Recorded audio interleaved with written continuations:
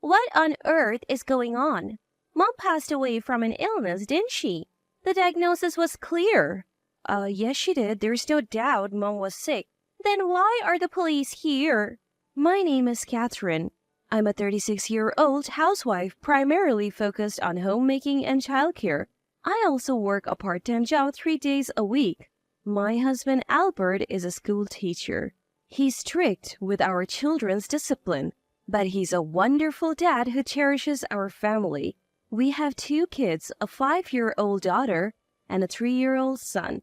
They're at ages that require a lot of attention, so every day is hectic. But I have a strong ally in this journey of parenting. My mother-in-law, she lives nearby and is always there for us. She actively helps with the kids, which is a huge relief. I rarely visit my parents since they live far away, so I rely heavily on my mother-in-law. She always welcomes me with a warm smile, and I adore her for that. However, a change came into our harmonious relationship. My father-in-law's retirement at 65, he retired from his job. He had always been dedicated to his work, and now he seemed lost without it, staying at home all the time. To be honest, I didn't know him well. Unlike my mother-in-law, I rarely saw him, and when I did, he was always quiet, mostly reading the newspaper. But after his retirement, I was taken aback by how controlling he became, always keeping an eye on my mother-in-law. It might sound harsh to say he was watching her, but that's how it appeared to me. He would criticize the way she washed dishes or folded laundry. I couldn't help but think, if you have so many opinions, why don't you do it yourself? He was always hovering around her, constantly giving unsolicited advice. At first, she would argue back, but over time, she just seemed to give up and stay silent. She even stopped her morning walks because he would insist on joining. He would watch her every move, even when she was gardening. I could see her spirit fading away. I tried inviting her out for shopping or lunch to cheer her up, but he would always tag along. It wasn't fun anymore. I missed the carefree chats I used to have with her. Now, our conversations were either interrupted by him or cut short because he would want to leave early. Gradually, I found myself avoiding visits to their home. I discussed this with Albert multiple times. He would occasionally check on them, but he couldn't get his dad to stop this overbearing behavior. Albert often said, "I'm thinking of getting them divorced. It's too hard on Mom." But Albert's 2 sisters strongly opposed the idea. They had moved away and weren't aware of the current situation. We spent our days worrying about what's going on. One day, after a long time, I visited them. "Is everything okay, Mom? You look pale." I noticed she looked unwell and was sweating. "My back has been hurting since morning." "We should go to the hospital. Where's your health insurance card?" "It's not necessary. I think it's getting better. She will just rest a bit." "But she doesn't look well and also seems to be in a lot of pain." "I said she's fine. Maybe she just hurt herself somehow. I'll take care of her, Catherine. You should go home." "But I said leave." Despite being yelled at by my father-in-law, I stood my ground. "Catherine, it's okay. I'll just lie down and rest. Don't worry." I noticed my mother-in-law forcing a smile, so I decided to step back for a moment. I planned to call Albert, and once he returned, take her to the hospital, even if it meant forcing her. By the time I realized this decision was a grave mistake, it was too late. I still regret that moment. After leaving their house, I called and explained the situation. He said he would leave work early. I also reached out to my sister-in-law, telling her that something was off with Mom, but Dad was refusing the hospital visit. I asked her to persuade him. About an hour later, when Albert returned, we rushed to their house. Pushing past my father-in-law, we found my mother-in-law unconscious in her bedroom. Realizing it was too risky to drive her, we called an ambulance. Still, my father-in-law was shouting, "You're overreacting. This is a nuisance." Soon the ambulance arrived and they took her. Albert and I followed in our car. My father-in-law didn't come. After a while, at the hospital, my sister-in-law arrived. "Is Mom okay?" "Dad wouldn't tell me anything. Catherine, I'm so sorry." "Why is everyone making such a big deal?" Their reactions were so different that I was shocked. Seeing my mother-in-law unconscious and yet seeing how calm Charmaine was made me distrustful. Not long ago we were informed that she had passed away. The doctor said there must have been various symptoms leading up to this.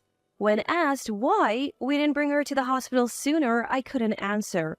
I regretted not visiting them more often and not noticing the changes in her. I wished I had forced her to the hospital when I saw her earlier. Tears wouldn't stop. Both Albert and Joanna comforted me, saying it wasn't my fault, but making them comfort me, especially after losing their mom, made me cry even more. After that, even though we were grieving, we were swamped with tasks, preparing for the wake and funeral, contacting relatives. Maybe these tasks should have been for her natural child, but I wanted to be involved as much as possible because I loved her. With the whirlwind of tasks and deep sorrow, my memories of that time are blurry. I remember clearly only after the funeral. Albert and I, along with Charmaine's and Joanna's families, gathered at their house. Albert and I were cleaning up her room, as usual, or maybe even more so now. My father-in-law did nothing. He continued living as if nothing had happened. Sometimes he would ask for help with chores, but Albert always declined. From the living room, we could hear the children playing. Everyone was either cleaning or relaxing. As I sorted through her clothes, slowly coming back to reality, I found myself keeping more items than discarding. When I opened a drawer with small items like handkerchiefs, I noticed a false bottom. Out of curiosity, I checked and found a diary. It seemed well written. Feeling guilty, I skimmed through it and found something shocking.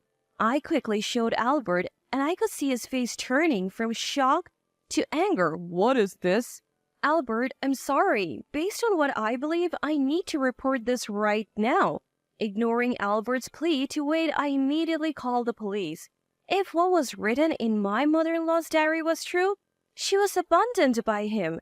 About 30 minutes later, the doorbell rang, while the unsuspecting family was resting. When I opened the door, several police officers entered and I handed one of them the diary. After skimming through it, the officer nodded and proceeded further into the house. What's going on? Hey, stop it! Both my father-in-law and Charmaine were surrounded by the officers. Joanna and her husband looked on in shock while Albert and I moved the children to another room. What happened? We would like to discuss the circumstances of your wife's passing. You're Charmaine, correct? What's this about? Mom died of an illness and we have the diagnosis. Well, it's true, Mom was definitely sick. Why are the police here then? She was sick, but if she had gone to the hospital, she wouldn't have lost her life. Joanna and her husband couldn't hide their shock at these words. Mother-in-law left a diary. She wrote about how her body hurt, but she couldn't even afford to go to the hospital. On other days, she mentioned how Charmaine wished she would just disappear. Mother-in-law had documented the daily verbal abuse from father-in-law in her diary. Not only from father-in-law, but she also wrote about how Charmaine would call her almost daily begging for money, and when she refused, Charmaine would lash out with harsh words. It's also written here that you guys, knowing mother-in-law was a wealthy heiress, prevented her from going to the hospital to get her inheritance. Mother-in-law had every right to live. She didn't need to die. I couldn't hold back my tears as I spoke. Father-in-law looked pale while Charmaine seemed indifferent. Well, what could I do? My husband earns a meager salary, and I need money for socializing with my mom friends for my child's kindergarten. Just the other day, they were flaunting their new designer bags. If I don't have the same, they will exclude me. Dad used to give me an allowance, but since he retired, he said he's broke. When I talked to Mom, she told me to stay away from such friends. If you're not on my side, it's no problem if you're gone. Charmaine's selfish reasoning made both Albert and Joanna clench their fists in anger. Albert, trying to stay calm, gently held my hand, and I felt the tension leave his grip. Looking over, I saw Joanna being comforted by her husband. See, you guys have someone to protect you. My husband, with his low salary, doesn't stand up for me. I'm just unlucky. Charmaine's husband quickly looked away, clearly not wanting to defend her. Sis, I also earn a low salary. That's why Catherine works part-time to help out. She does more than her fair share, and I want to make her happier. What are you doing for your family? Charmaine bit her lip in frustration. Dad, you've always spoiled her. Why did you abandon Mom? She was cheating on me. You might not even be my son. She got what she deserved. When did she cheat? You've been following her around since you retired. Well, she did it behind my back.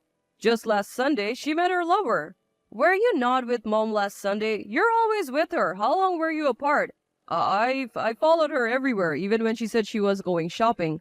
Father-in-law seemed more panicked the more he thought about it. We were never apart. I was always watching her. Then, who told you about Mom's affair? It was Charmaine.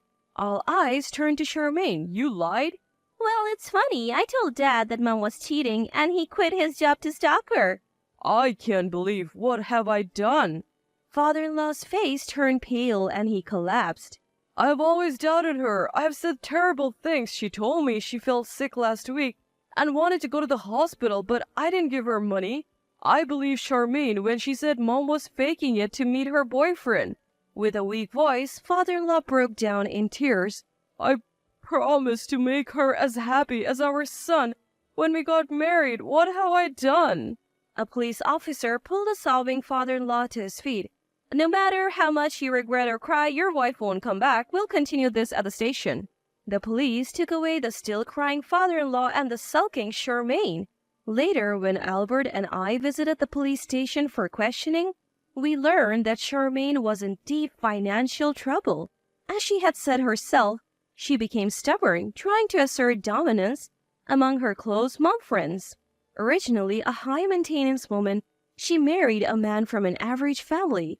Despite her husband and in-laws' objections, she insisted on sending her child to a kindergarten frequented by the wealthy. Once she joined the flashiest group there, she began to indulge in luxury lunches and brands to fit in, eventually accumulating debt. Unable to confess to her husband, she turned to her father as usual, but he had quit his job and couldn't lend her money. Her mother never took her seriously from the start. Turns out, her mother-in-law came from significant wealth. While sorting out her belongings, they found bank statements under mother-in-law's name with amounts they had never seen before. She had hoped to rely on her wealthy mother, but after being coldly turned down, she wished she could just inherit the money. She began feeding lies to her father-in-law, causing him to stress out mother-in-law. Mother-in-law's health deteriorated faster than expected, which pleased her. She kept telling father-in-law it was just a minor illness and not to take her to the hospital. Because of her selfishness, mother-in-law tragically lost her life. In mother-in-law's diary, there were messages written to Charmaine. It read, "Don't be swayed by others, understand what truly matters, and I hope you realize what's essential and live a happy life." Things she couldn't say to her face. Showing her, this didn't change Charmaine's heart. She ended up in police custody for a while. Father-in-law consumed by grief is likely to be given probation, but he will still have a criminal record. Even though they can't meet anymore, I hope he reflects on his actions. In the end, Charmaine and her husband decide to divorce, with the father getting custody of the child. She never thought it would come to this. Only when her child was taken away did Charmaine break down in tears. She probably realized the gravity of her actions only after losing what mattered most. She's said to cry every day, wanting to see her child. Albert and Joanna were devastated as their family fell apart, especially with both the father and Charmaine having criminal records. Was the diary written by mother-in-law to someday reveal the truth to someone? Or was she planning to serve father-in-law divorce papers and claim compensation? Now, no one will ever know the real story. But I feel relieved that the truth about what happened to mother-in-law is out in the open. I dearly miss mother-in-law, but the time I spent with her was genuine. So, I want to keep moving forward. If my son ever gets married and brings home a daughter-in-law, I hope to be as kind-hearted as my mother-in-law was to me.